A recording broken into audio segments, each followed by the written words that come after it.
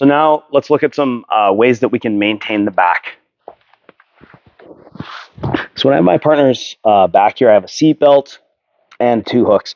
So I'm not a big body triangle guy just because of my knee. So, and I also have short legs. So I don't get body triangles on a lot of people unless they're really skinny. So a lot of time what I use is stomp methods, prayer methods, crossing my feet, or even just 2 hooks. So one thing to talk about is just the positioning of my spine. So if I'm really concave around Mike and I'm like a ball around him, just misalign your hips, Mike. Like turn your knees to the ceiling, keep turning. See, it's easy for him to misalign the hips, and then he can step over my hook and he can start to escape his lower body. Right? It's no good. So what I can do here is I can just do a little bit of tension, where I'm just bridging in, not so much, like not a lot, but just enough to put tension in Mike's back and to put tension on the top of his hips here. So I'm just pulling back my hook. So now when he tries to do his hip rotation, it's a lot more difficult for him to do when I'm just hipping into his back a little bit. So I generally just play on the back with this hip pressure, just nice even pressure on my partner as I'm attacking the back. Okay, now he could do certain things, like he's probably going to try and to this side step over my hook. Yes, and as he steps over my leg, I start to lose the position.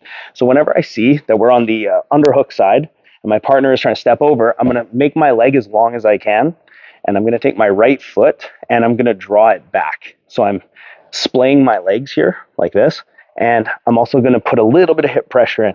And now from here, usually the grip that I prefer is just to grab my partner's face. So I grab around the neck, around my partner's ear. Okay, and now from here, all I'm going to do is make a hip shovel. So I'm going to drag him to the other side and hip out. And a lot of the time, we can punch a strangle right immediately on the other side and start to connect to the rear naked. So show it a little bit different angle. Okay, so when I'm here like this, and oh no, we need to go underhook side. Here on the underhook side, my partner's escaping. I feel like he's going to hop over my hook. I just splay my leg, and I have a back heel with my left leg, and I'm bridging into his hip. So now when he tries to escape, it's actually really tough. Then I'm just going to go into a connection over his neck or face, whatever I can get.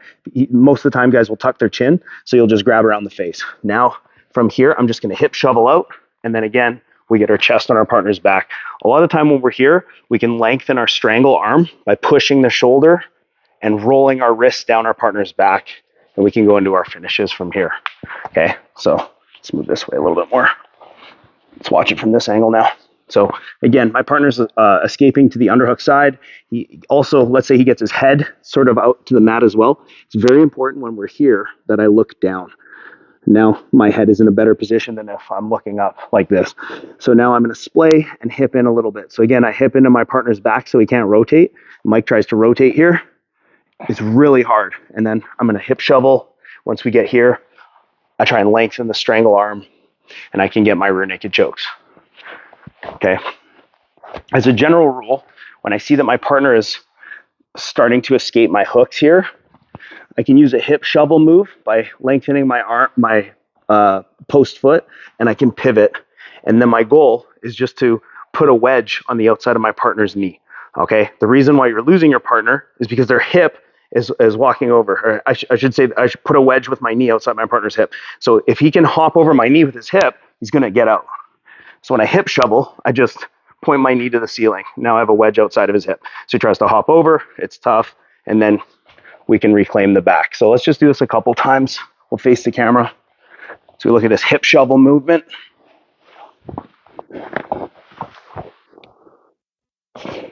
Keep going on the other side.